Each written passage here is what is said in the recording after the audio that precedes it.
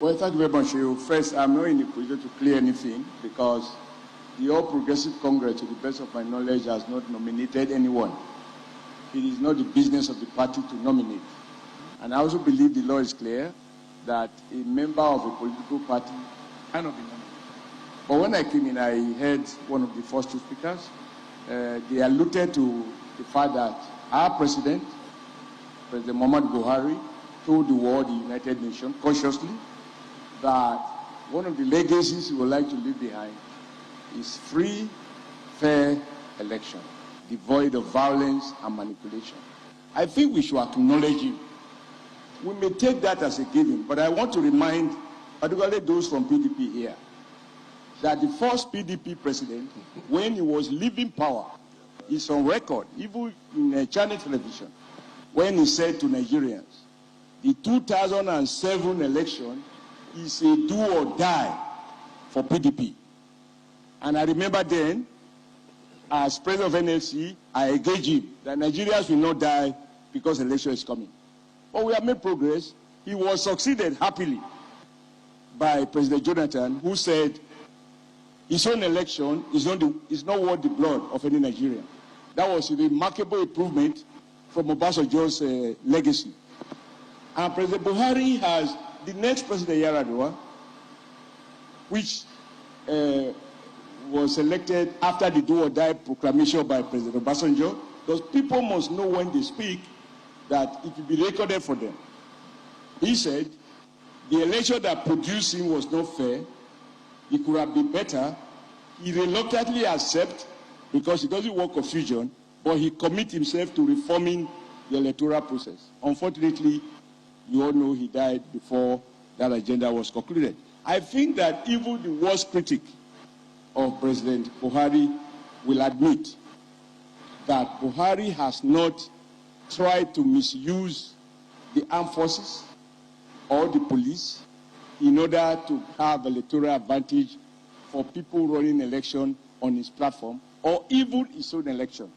At every stage, he had insisted that he wants to leave behind a legacy of free and fair election. And I'm sure he will do that. Now, as for the allegation about whether those nominated are APC or PDP, I'm not aware, because I do not know any of them as a person, and I don't know any of them to be a member of APC. But it is not for nothing. And I'm happy that we have a parliamentarian here, a sound one at that. In fact, two of you, I know. Three, actually. You've all sat you'll be in the upper chambers. It is not for nothing that the Constitution provides that the President nominates and the Senate scrutinize.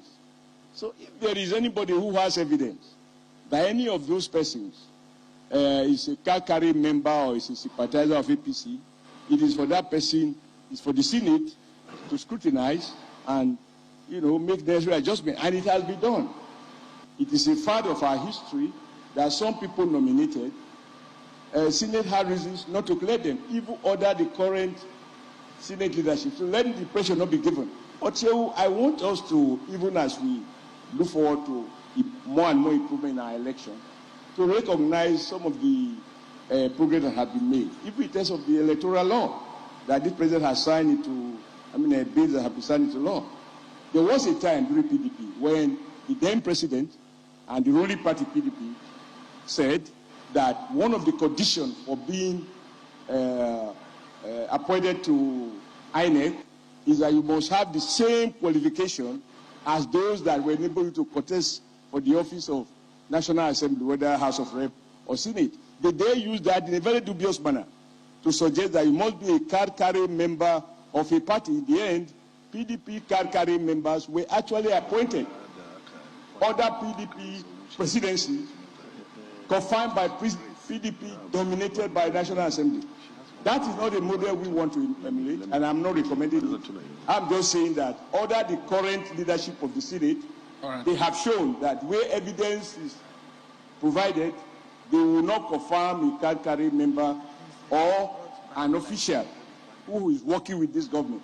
At least there is an evidence of the young lady who was nominated from Delta State and whose nomination was subsequently withdrawn. Right. So we should not build on that. I don't want to sit down here to defend who is sympathetic to who, but the Senate should do their job, and I'm happy that the Senate has both APC and PDP members who are active, vibrant, and they are knowledgeable. They know who is who, and it is their business to scrutinize those who have been nominated. But congratulate President Buhari for being able to tell the world that this election is not a do or die for him or for his party. I'm proud of that. All right. You may not be proud of it because you are in history, as having had a president who said because he was leaving, he must be succeeded by PDP, otherwise he do or die. We have moved beyond that. Thank you very much. I just quickly want to react to what Comrade said. It was too quick to attack the PDP.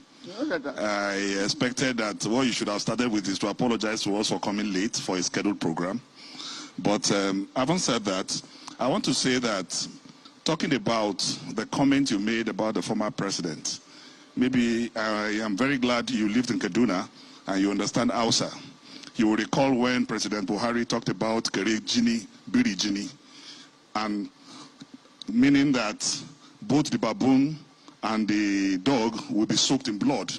And indeed, because of that statement, after the 2011 election, there was violence across this country, in the northern part of Nigeria. Many Nigerians lost their lives as a result of that provocative statement from Muhammadu Buhari. That of Obasanjo did not necessitate any violence. So when you point one finger to somebody, know that four are pointing at you. We are here to discuss Nigeria and not to apportion blame. We are here to talk about how to better our electoral system and not to apportion blame. But if you come with that scorecard, we are veterans in that glass. Right. No, but I need to clear this. Just 30 seconds. If you hadn't mentioned the name of President Muhammadu Buhari, I would say anything.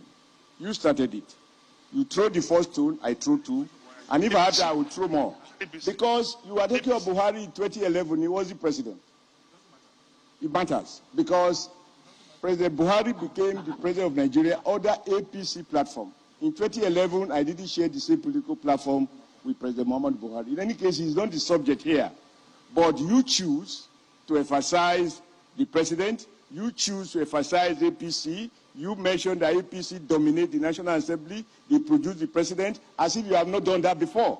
That was why it was necessary to remind you of your past. Because if you forget your past, you won't know where you are going. And it's important to make the point that your party started the whole issue of police playing a role that they shouldn't even need to play. We all ought to behave decently. But your president said it's a do or die. We need to remind Nigerians. But today I am proud that the current president says he will leave a legacy of free, fair, violence-free election. Let's have conversation on that basis. All right, if you don't mention my president's name, I will not mention your previous one. But if you do, I will reply. No, yes, I will. Probably the last. Yes, I will. Let me make this contribution. Two very important issues. And 30 seconds, very quickly. You see, Mr. Chairman, it's important for us not to take Nigerians for granted. Yes, President Muhammadu Buhari made that comment internationally that he will bequeath a free and fair election. Yeah. It is not a favor to Nigerians. It's a responsibility. It is. So we should not wrongly interpret that. Yeah, it is. Secondly, why you see people are worried. You know, I have made my comment and I did not go into that, but it's because of your comment I'm coming back. Why Nigerians are worried was because the last time names were sent for national commissioners in INEC, a sitting special assistant to the president, a card-carrying member of the APC, Mrs. Loretta Onoche, was nominated. It took the entire country. 200 million Nigerians have to stand up on their feet to get the government to withdraw that way. So people are concerned because they don't want that to happen again. Let's move quickly. Chairman, Let's move quickly. Thank you.